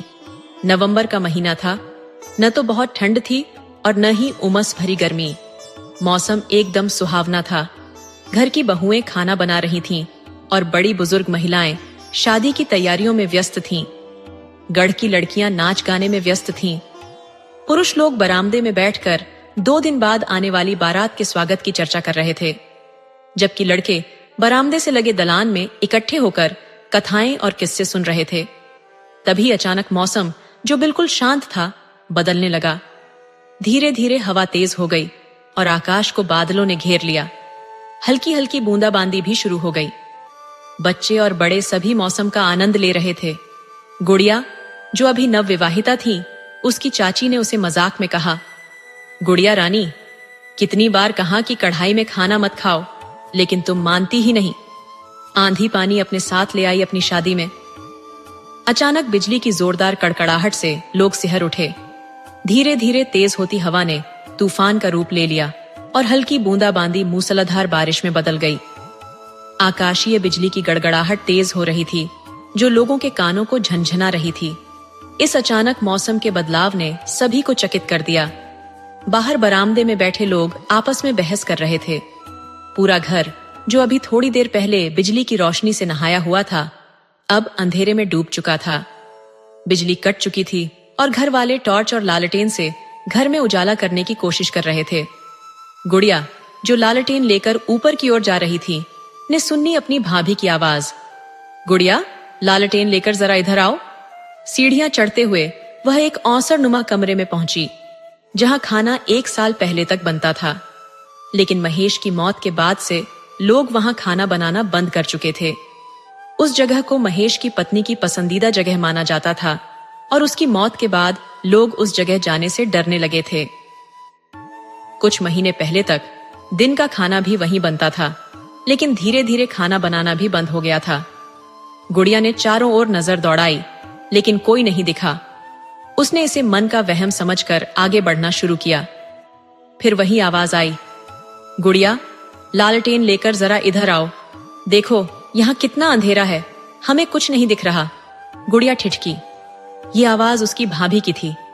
वह लालटेन लेकर आवाज के स्रोत की ओर बढ़ी और देखा कि कम रोशनी के कारण उसे साफ साफ कुछ दिखाई नहीं दे रहा था। उसने लालटेन की बत्ती को और ऊंचा किया, जिससे पूरा कमरा स्पष्ट दिखाई देने लगा। एक औरत जलते हुए मिट्टी के चूल्हे के पास उल्टे मुंह के साथ एक पतले से पटरे पर बैठी थी। अरे भाभी, आप यहाँ क्या कर रही हो? उसने सवाल किया, लेकिन कोई उत्तर नहीं मिला। यह देखकर उसने फिर से पुकारा, भाभी, आप कुछ बोल क्यों नहीं रही? और ये कहते हुए उसने भाभी का कंधा पकड़कर जोर से झिंझोड़ा। अचानक वह औरत उसकी ओर मुड़ी और गुस्से से फुफकारते हुए वह पूरी तरह से जली हुई, बिना आंखों वाली एक चुड़ैल में बदल गई। यह देख उसकी चीख निकल गई और लालटेन उसके हाथ से छूट गई। चीख सुनकर लोग दौड़ते हुए उस कमरे की ओर भागे, लेकिन जब तक वे पहुंचते, लालटेन का कांच टूट चुका था और आग की एक बड़ी लपट उठ चुकी थी। उसे लपटों से घिरा देख वह चुड़ैल जोर जोर से हंसने लगी। जल्द ही घर में और लोग जमा हो गए, लेकिन चुड़ैल अब भी हंसते हुए खड़ी थी। उसके ठहाकों से सरपंच का पूरा घर गूंज उठा। इस भयानक दृश्य को देखकर वहां खड़े लोगों की चीख निकल गई और फिर देखते ही देखते वह चुड़ैल गायब हो गई। लपटें इतनी तेज थीं कि कोई भी उसके पास जाने की हिम्मत नहीं कर पा रहा था। जब तक लोग कुछ उपाय करते, गुड़िया की लीला समाप्त हो चुकी थी। बिजली भी आ चुकी थी और फानी तूफान थम चुका था। मौसम पहले जैसा शांत और सामान्य हो चुका था। कुछ देर पहले जिस घर में शादी के मंगल गीत गाए जा रहे थे, वहां अब मातम छा गया था। सरपंच जी के घर में फिर से लोगों की भीड़ इकट्ठा हो गई थी। जिसने भी यह सुना कि एक रात पहले यहाँ क्या हुआ था, उसे विश्वास करना मुश्किल हो रहा था। घर के अंदर से आती रोने धोने की आवाजें सुनकर लोगों के दिल दहल उठे थे। किसी ने भीड़ में कहा, यह तीसरी मौत है सरपंच जी के घर में, हमें नहीं लगता कि वह किसी को छोड़ेगी। किसी और ने कहा, सही कह रहे हो भैया, 1.5 साल में एक ही परिवार में 3-3 मौतें होना बहुत चिंताजनक है। सरपंच जी का पूरा परिवार बिखर गया है। लेकिन एक बात समझ में नहीं आ रही, वह अपने ही परिवार के पीछे क्यों पड़ी है? भला सरपंच जी से उसकी क्या दुश्मनी हो सकती है? जिनको उसने मारा वो तो चचेरे थे, क्या वो अपने ही थे? फिर दूसरे ने कहा, भैया तुम सही कह रहे हो, मुझे लगता है इसमें जरूर कोई रहस्य है जो हम में से कोई नहीं जानता। हमें डर है कि अगर सरपंच जी ने जल्दी ही कोई ठोस उपाय नहीं किया तो एक दिन वह उनके पूरे परिवार का विनाश कर देगी। अब तो वह और भी ताकतवर हो चुकी होगी, क्योंकि उसके साथ 2 और साथी मिल गए हैं। अब गुड़िया की मिट्टी जा चुकी थी और बुढ़िया भी मर चुकी थी। लोग अपनी अपनी सहानुभूति व्यक्त कर अपने घर लौट रहे थे। इस घटना से सरपंच जी का पूरा परिवार डर गया था। सबके मन में दहशत घर कर गई थी। वे यही सोच सोच कर घबरा रहे थे कि अब अगला नंबर किसका होगा। महेश की मां ने सरपंच जी से कहा, आप कुछ क्यों नहीं करते? आखिर कब तक ये सब तमाशा चलता रहेगा? हमारे 2-2 बच्चों को निगल गई। अब न जाने अगला निशाना किसे बनाने की सोच रही है। सरपंच जी बोले, महेश की मां, तुम्हें याद है जब महेश मरा था तो हम एक तांत्रिक को बुलाकर लाए थे और फिर कैसे उस तांत्रिक को अपनी जान से हाथ धोना पड़ा था। ये इतना आसान नहीं है जितना तुम समझ रही हो। हमें किसी ऐसे की तलाश करनी होगी जो उससे भी ज्यादा शक्तिशाली हो और उसे आसानी से काबू कर सके। तुम थोड़ी धीरज धरो, महेश की मां ने जवाब दिया। कैसे धीरज धरें हम? महेश के बापू, जिसकी गोद उजड़ गई हो, जिसके 2-2 फूल जैसे बच्चे 1 साल के अंदर इतनी भयानक मौत मर चुके हों, उसे आप धीरज रखने को कह रहे हैं। इन सब के जिम्मेदार आप हैं। आप ही ने हमारे दोनों बच्चों की जान ली है। हम आपको कभी माफ नहीं करेंगे और ये बात कभी नहीं बदल सकती। महेश की मां ने सरपंच जी की ओर देखा भी नहीं। गुड़िया की मौत को 2 दिन बीत चुके थे। रात का 1 बजा था जब सरपंच जी का पूरा परिवार गहरी नींद में डूबा हुआ था, लेकिन सरपंच जी की आंखों से नींद कोसों दूर थी। वो इस सोच में डूबे थे कि आखिर क्या किया जाए ताकि महेश की पत्नी के विरोध से इस घर को छुटकारा मिल सके। वो अपनी आंखें बंद किए हुए सोच रहे थे, तभी उनके कानों में मीठी लोरी की आवाज आई। ये वही लोरी थी जो महेश की पत्नी अपने बच्चे को सुलाने के समय गाया करती थी। सरपंच जी की हालत बिगड़ गई। मतलब वह औरत यहीं कहीं आसपास है। उनकी आंखें हैरत में खुली रह गईं। चारों ओर देखने पर भी उन्हें कुछ दिखाई नहीं दिया। कुछ देर बाद फिर वही लोरी सुनाई दी, इस बार पहले से ज्यादा तेज। अब सरपंच जी को महसूस हुआ कि यह आवाज दलान से आ रही है। सरपंच जी सहमे हुए दलान की ओर देखने लगे। वहां कम रोशनी में कुछ साफ दिखाई नहीं दे रहा था। उन्होंने बगल में रखा अपना चश्मा उठाया और दलान की तरफ देखा। अब उन्हें सब कुछ साफ साफ दिखने लगा। दलान के कोने में एक औरत अपने छोटे से बच्चे को लोरी गाकर सुला रही थी। ये देखकर उनके दिल की धड़कन तेज हो गई। कुछ देर पहले जो औरत अपने बच्चे को गोद में लिए लोरी गा रही थी, अब वह अपने बच्चे को जमीन पर लिटाकर धीरे धीरे उनकी तरफ बढ़ रही थी। उसे अपनी तरफ आते देखकर सरपंच जी ने अपनी आंखें कसकर बंद कर लीं। अगले ही पल उन्होंने अपने गले पर किसी के हाथों का स्पर्श महसूस किया। धीरे धीरे वह पकड़ और मजबूत होती गई।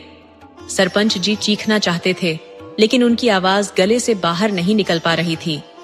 जिसने उनका गला पकड़ा था, उसकी पकड़ इतनी मजबूत हो चुकी थी कि सरपंच जी खुद को छुड़ाने की पूरी कोशिश कर रहे थे, पर वह नाकाम हो रहे थे। उनके गले पर उस औरत की पकड़ और तेज होती जा रही थी। तभी चारपाई के हिलने की आवाज सुनकर उनके बगल में लेटे भाई की आंख खुल गई। वह घबराकर बोले, भैया की चारपाई इतनी आवाज क्यों कर रही है? सरपंच जी की तरफ देखते ही जो दृश्य उन्होंने देखा, उससे उनकी रूह कांप उठी। उन्होंने देखा एक औरत जिसका चेहरा घूंघट से ढका हुआ था, लेकिन उसके शरीर के जिस हिस्से को वे देख सकते थे, वहां बड़े बड़े फफोले थे जो जगह जगह से फट चुके थे। उन फफोलों से खून और पानी निकल रहा था, जिसकी बदबू से सांस लेना भी मुश्किल हो रहा था। वह औरत सरपंच जी के ऊपर झुकी हुई थी और उनका गला पूरी ताकत से दबा रही थी। सरपंच जी छटपटाते हुए खुद को बचाने की कोशिश कर रहे थे। यह देखकर उनके भाई चिल्ला उठे, भैया को छोड़ दो, भैया को छोड़ दो। ये सुनते ही उस औरत की पकड़ ढीली हो गई। अचानक हवा का एक झोंका आया और उसका घूंघट हट गया। घूंघट हटते ही सरपंच जी के छोटे भाई राम सिंह ने देखा कि वह बिना आंखों वाली चुड़ैल लाचार भाव से सरपंच जी की ओर देख रही थी।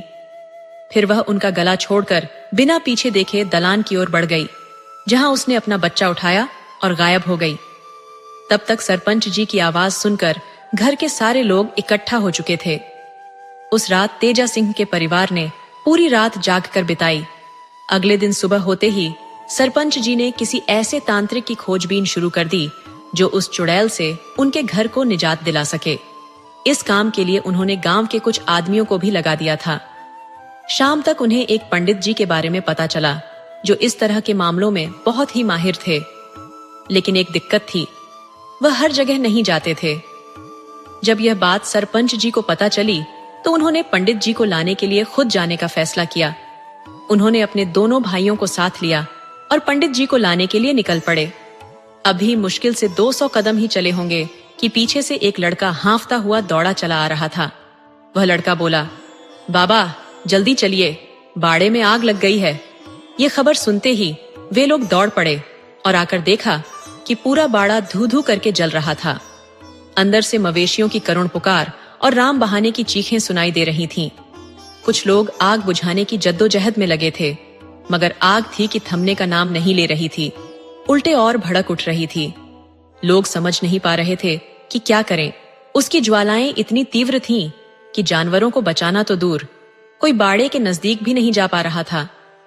कड़ी मशक्कत के बावजूद आग पर काबू नहीं पाया जा सका। अंततः आग तब बुझी जब उसे खुद बुझना था। पूरा बाड़ा जलकर खाक हो गया। मवेशी तड़प तड़प कर दम तोड़ चुके थे। 15 मिनट के अंदर सब कुछ बर्बाद हो गया।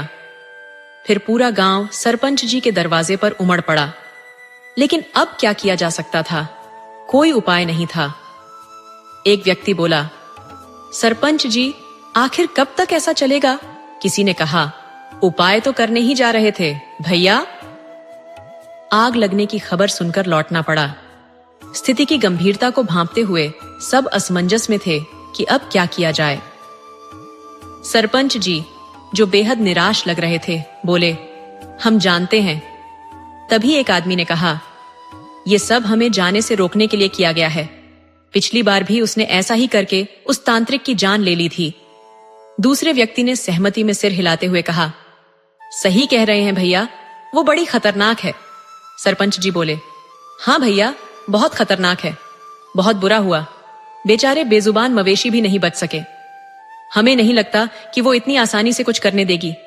किसी और ने कहा, इसका उपाय खोजना पड़ेगा, जो भी करना है जल्दी करो। भैया, अब हमारे पास ज्यादा समय नहीं है।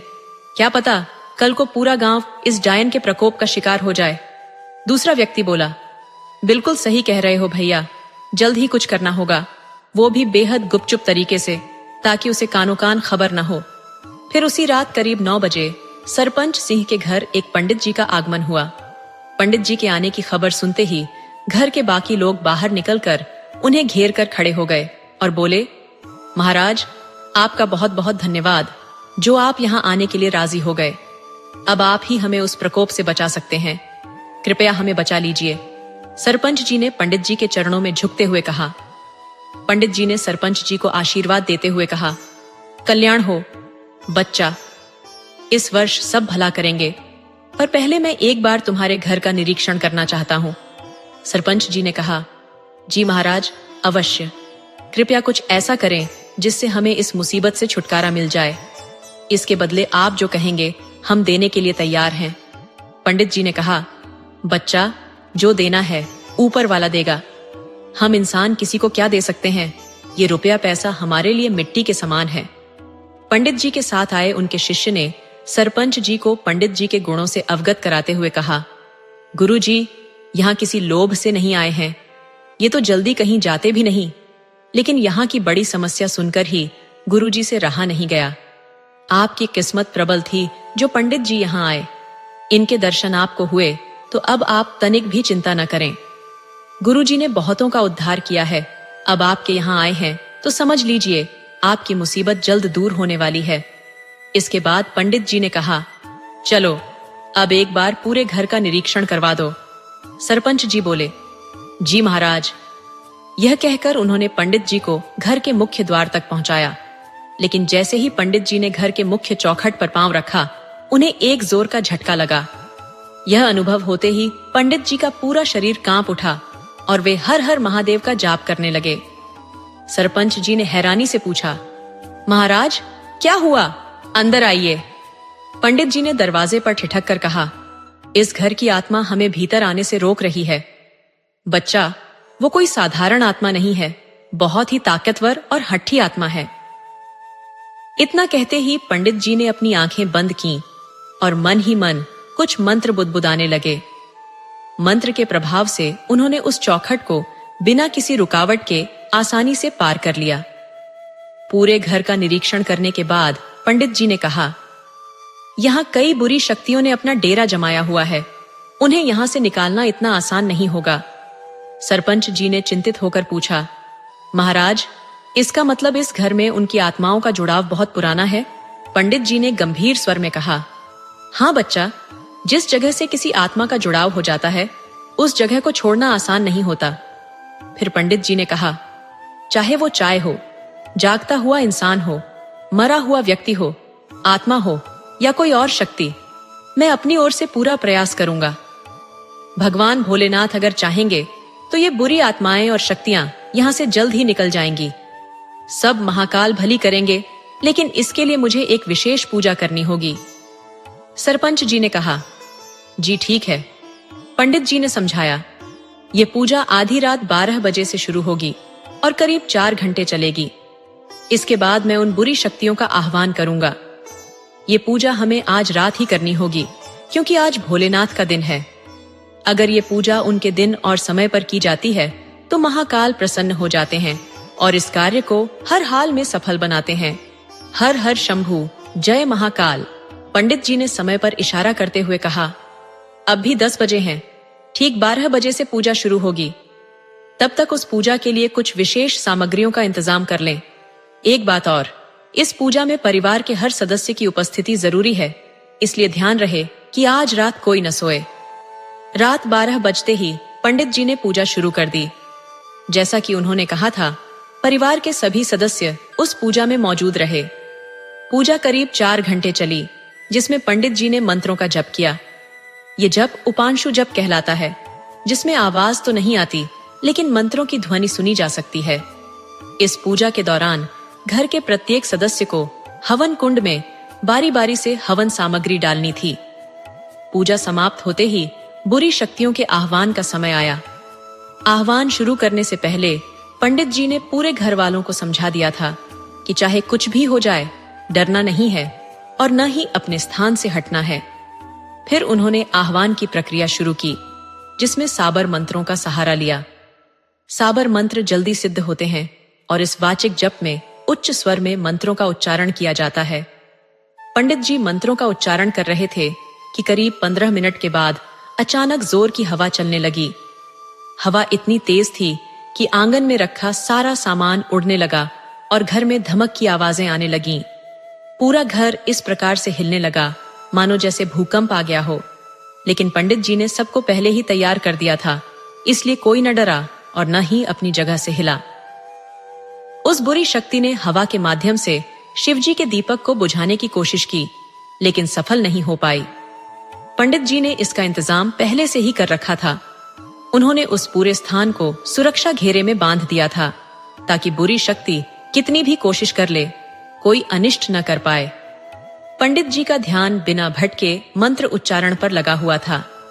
तभी वहां एक जलती हुई स्त्री की आकृति प्रकट हुई। मंत्रों के प्रभाव से वह धीरे धीरे अपने असली रूप में आने लगी। उसके असली रूप में आते ही उसका अट्टहास घर में गूंजने लगा, जिसे देखकर सभी घर वाले सहम उठे और डर के मारे एक दूसरे का हाथ थाम लिया। लेकिन पंडित जी बिना रुके मंत्रों का जाप जारी रखते हैं। उस बुरी शक्ति ने पंडित जी को चेतावनी देते हुए कहा, पंडित, इस मंत्र को बोलना बंद कर, वरना तेरा भी वही हाल होगा जो उस तांत्रिक का हुआ था। पंडित जी ने शांत स्वर में कहा, तुझे लगता है कि तू मुझे रोक सकती है? ये तेरी भूल है। बुरी शक्ति जोर से हंसने लगी और कहने लगी, तू मुझे बुला तो लिया पंडित, पर मुझे वश में करना इतना आसान नहीं। तू मुझे अपने बस में नहीं कर सकता।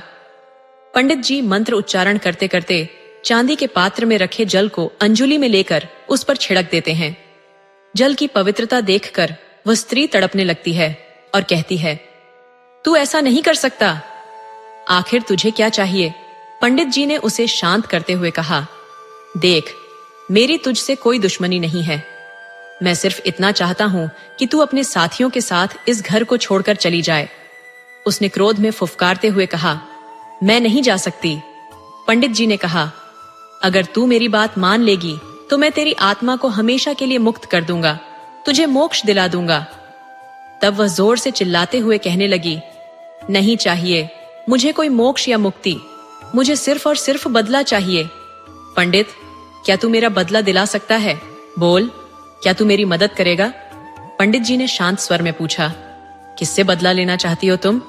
और किस बात का बदला लेना चाहती हो? वह बोली। सरपंच तेजा सिंह से पूछो। क्यों रे तेजा सिंह, क्यों नहीं बताता कि हमें क्या चाहिए? बोलना, अगर तू नहीं बोलेगा तो हम तुझे मौत के घाट उतार देंगे। चल तैयार हो जा मरने के लिए, आज हम तुझे अपने साथ ही लेकर जाएंगे। ये कहते ही वह तेजा सिंह पर झपट पड़ी और उसका गला पूरी ताकत से दबाने लगी। उसे इस तरह अनियंत्रित होते देख पंडित जी ने एक बार फिर से पवित्र जल मंत्र पढ़ते हुए उस पर छिड़क दिया। जल पड़ते ही वह तेजा सिंह का गला छोड़कर पीछे हट गई और जलन से कराहने लगी।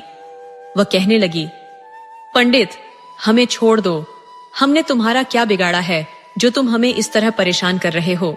हम तो पहले से ही मरी हुई आत्मा हैं, दुखी और परेशान। हमें और मत सताओ, हमारी विनती सुनो, हमारा बदला पूरा हो जाने दो, फिर हम खुद ही यहाँ से चले जाएंगे। पंडित जी ने कठोरता से कहा, तुम ऐसे नहीं मानोगी। ठीक है, मैं तुझे दिखाता हूं। और उन्होंने मंत्रों का उच्चारण शुरू कर दिया। यह देखकर चुड़ैल पंडित जी से गिड़गिड़ाने लगी, तुम हमें मुक्त करना चाहते हो ना? लेकिन एक बात जान लो, हम कभी मुक्त नहीं हो सकते जब तक हमारे दिल का बोझ हल्का नहीं हो जाता। हमारी आत्मा तभी मुक्त होगी जब हमें न्याय मिलेगा, और न्याय हमें बदला लेकर ही मिलेगा। उसकी बात सुनकर सरपंच जी, जो अब तक चुप थे, बोले, बहुत हुआ, रहम करो। तुमने हमारे दोनों बच्चों को मार दिया, अब तो हम पर रहम करो। वह हंसते हुए बोली, रहम? तुम रहम की बात कर रहे हो तेजा सिंह? क्या तुम भूल गए कि हमने भी तुमसे रहम की भीख मांगी थी? तुम्हारे सामने रोए थे, गिड़गिड़ाए थे, लेकिन तुमने हमारे ऊपर रहम किया नहीं ना? तो फिर हम तुम्हारे ऊपर क्यों करें? अगर तुम भूल गए हो तो हम तुम्हें याद दिला देते हैं। याद करो तेजा सिंह, जब तुमने हमारे ऊपर भरे समाज में चरित्रहीन होने का आरोप लगाया था, तुमने हमें पूरे गांव और समाज में कहीं भी मुंह दिखाने लायक नहीं छोड़ा था। तेजा सिंह का भाई, जो अब तक चुप था, कहने लगा, ये तुम क्या कह रही हो बहू? हमें कुछ समझ नहीं आ रहा। तुम अपनी गलती भैया पर क्यों डाल रही हो? उस रात क्या हुआ था ये तो तुमने सबको बताया था। वह कहने लगी, बाबूजी, आप लोगों को कुछ भी नहीं पता है, इसलिए आप बीच में मत आइए। जो कुछ हुआ वह मात्र एक संजोग था, इसमें किसी का कोई दोष नहीं है। क्या तुम्हें लगता है कि हमें तुम्हारे जाने का दुख नहीं है? देखो महेश को, कैसे वह तुम्हारे और मुन्नी के जाने के बाद तुम्हारे गम में पागल हो गया था। देखो अपनी अम्मा को, एक दिन नहीं जाता जब वो तुम्हें और मुन्नी को याद न करती हो, और जिनसे तुम बदला लेना चाहती हो वह तुम्हारा ही परिवार है। महेश, अब तुम ही समझाओ बहू को, शायद वह तुम्हारी बात समझ जाए। महेश, जो मानसिक संतुलन खो चुका था, अपने चाचा की बात सुनकर उस चुड़ैल की आंखों में झांकने लगा। वह आंखें जो अब आंखें नहीं थीं। तभी महेश के मुंह से वह नाम निकला जिसे सुनकर चुड़ैल की आत्मा बेहद भावुक हो गई, रूपा, मेरी रूपा। महेश के मुंह से अपना नाम सुनकर जो अब चुड़ैल बन चुकी थी, वह उसके प्यार के वशीभूत हो गई और उसकी आंखों में देखने लगी। देखते ही देखते वह जोर जोर से रोने लगी। हाँ महेश, हम तुम्हारी रूपा हैं। तुम हमें छोड़कर क्यों चली गई? क्यों? हम सब बताएंगे, लेकिन ऐसे नहीं। पूरे गांव को इकट्ठा करो, पंचायत लगाओ, हम बताएंगे कि हम तुमसे दूर क्यों गए। तेजा सिंह रूपा की इस बात से सहमत नहीं थे, लेकिन अपने भाई राम सिंह के आगे उनका बस नहीं चला। राम सिंह की बातों का मान रखते हुए सच्चाई जानने के लिए पूरे गांव और पंचों को खबर दी गई कि सरपंच तेजा सिंह के घर सभी को इकट्ठा होना है। सभी लोग यह जानने के लिए उत्सुक थे कि आखिर ऐसी कौन सी बात है जिसकी खातिर सरपंच जी ने इतनी सुबह हमें यहाँ बुलाया है। सब लोग इकट्ठा हो जाने पर रूपा, जो अब चुड़ैल बन चुकी थी, सबके सामने आ गई। उसके इस रूप को देखकर कुछ लोग डर के मारे थरथराने लगे, लेकिन इतनी भीड़ देखकर उनका अमर रोकने का साहस बना रहा। अब रूपा बोलने लगी, देखिए, आपको हमसे डरने की कोई जरूरत नहीं है। हम यहाँ किसी को नुकसान पहुंचाने नहीं आए हैं, हम तो बस अपनी बात रखने आए हैं। आप सबको यहाँ बुलाने का कारण सिर्फ एक है, वो बात जो मैं जीते जी आप लोगों तक नहीं पहुंचा पाई। ये किस्सा 2 साल पुराना है, जब हमारे परिवार के लोग उस प्रदेश में थे और उसी समय बुआ जी की बेटी की शादी थी। पूरा परिवार 3 दिन के लिए शादी में गया था, सिवाय मेरे, बाबूजी, बड़े भैया और गुड़िया दीदी के। हम नहीं जा सके क्योंकि उस समय मुन्ना बहुत छोटा था और मेरी तबीयत भी ठीक नहीं थी। जिस दिन सब लोग शादी में गए थे उसी रात की बात है। रात का वक्त था, करीब 1 बजे का। सब लोग खाना खाकर सोने चले गए थे। मैं भी अपने कमरे में सो रही थी। अचानक दरवाजे पर खटपट की आवाज आई, जिससे मेरी नींद खुल गई। मुझे लगा कि शायद दीदी होंगी, इसलिए दरवाजा खोल दिया। लेकिन सामने बड़े भैया खड़े थे जो शायद होश में नहीं थे। मैं कुछ समझने या पूछने से पहले ही उन्होंने मुझे अंदर धकेल दिया और दरवाजा अंदर से बंद कर लिया।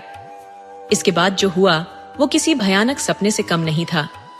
बड़े भैया एक भूखे भेड़िए की तरह मुझ पर टूट पड़े। मैं चिल्लाती रही, उनसे अपनी इज्जत की भीख मांगती रही, रिश्ते की दुहाई देती रही, लेकिन उन्होंने मेरी एक भी बात नहीं सुनी। दुख की बात तो ये है कि गुड़िया दीदी, जो हमारे कमरे के बगल वाले कमरे में थी, वो मदद करने नहीं आई। जब आई तब तक बहुत देर हो चुकी थी। मैं लुटी पिटी रोते हुए बाबूजी के पास गई, लेकिन उन्होंने मेरी एक नहीं सुनी। मैं बार बार कहती रही कि मैं सच बोल रही हूं, लेकिन उन्होंने अपने बेटे को बचाने के लिए उल्टा मुझे ही चरित्रहीन और झूठा करार दे दिया। मैं चुप नहीं रही। मैंने साफ कह दिया कि मैं ये बात सबको बताऊंगी। इस पर उन्होंने मुझे आश्वासन दिया कि सुबह पंचायत बुलाकर न्याय दिलाएंगे। फिर उन्होंने मुझे कमरे में भेज दिया। जब मैं कमरे में गई तो मुन्ना जग चुका था और भूख से रो रहा था। मैं उसे गोद में लेकर चुप कराने लगी। तभी तीनों हमारे कमरे में घुस आए। गुड़िया दीदी के हाथ में मिट्टी के तेल का डिब्बा था। जब तक मैं कुछ समझ पाती, बड़का भैया ने मेरे हाथ पकड़ लिए और बड़े भैया ने मेरे पैर। गुड़िया दीदी ने मुझ पर पूरा तेल उड़ेल दिया। फिर ये तीनों बाहर निकल गए और दरवाजे पर कुंडी लगा दी। जाते जाते उन्होंने जलती हुई माचिस की तीली कमरे में फेंक दी। मैं चीखती चिल्लाती रही, कोई तो मुझे बचा लो। अगर मुझे नहीं तो मेरे मुन्ना को तो बचा लो। लेकिन किसी ने कुछ नहीं किया। मिट्टी के तेल की वजह से आग तेजी से पूरे कमरे में फैल गई। मैं दर्द से तड़प रही थी, दरवाजा पीट रही थी, लेकिन ये पत्थर दिल लोग मेरी आवाज पर कोई ध्यान नहीं दे रहे थे। मुन्ना, जो कि रो रहा था, वह आकर मुझसे लिपट गया। मैं चाहकर भी उसे नहीं बचा पाई और फिर देखते ही देखते कुछ ही पलों में मैं और मेरा मुन्ना आग की लपटों में जलकर राख हो गए। इन लोगों ने अपने बेटे के घिनौने कर्मों को छिपाने के चक्कर में ये सब किया। इन्हें यह भी याद नहीं रहा कि उस बंद कमरे में हमारे साथ मुन्ना भी था, जो हमारी तरह तड़प तड़प कर मर गया। ये कहते हुए उसकी आंखों से आंसुओं की धारा बह निकली। उसकी बात सुनकर वहां मौजूद कोई भी ऐसा नहीं था जिसकी आंखों से आंसू न छलक रहे हों। इतने पर भी इनका दिल नहीं पसीजा। इन लोगों ने पूरा गांव, परिवार और समाज के सामने मुझे चोर साबित कर दिया। अपनी बुराई को छिपाने के लिए इन लोगों ने पूरे गांव में यह बात फैलाई कि मैंने तेजा सिंह के कमरे से उनकी अम्मा की चुराई हुई चीजें बरामद होते हुए पकड़ा गया था। इसके बाद शर्मिंदगी से बचने के लिए मैंने मुन्ना के साथ खुद पर मिट्टी का तेल डालकर अपनी जान ले ली। लेकिन सच ये है कि मैंने खुद को और मुन्ना को जला लिया। बोलो तेजा सिंह, सरपंच जी, क्या मैं झूठ बोल रही हूँ? क्या आप सच में मानते हैं कि मैंने अपने ऊपर मिट्टी का तेल डालकर आत्महत्या कर ली थी? सरपंच जी, आप मानते हो कि मैंने खुद को जला लिया, लेकिन आप समझते हो कि मेरे मरने के साथ ही आपका यह राज्य भी खत्म हो जाएगा। लेकिन आप भूल गए कि ऊपर वाले की लाठी में आवाज नहीं होती, लेकिन जब वो चलती है तो आदमी कहीं का नहीं रहता। ये सुनकर पूरे गांव में सन्नाटा छा गया। हर कोई हैरान था और किसी के भी पास कुछ कहने के लिए शब्द नहीं थे। वहां मौजूद सबके चेहरे शर्म से झुक गए थे। गांव के लोगों को अब यकीन हो गया था कि महेश की बीवी ने जो कुछ कहा वह सच है। अब आप ही बताइए, क्या मैंने कोई गलती की है?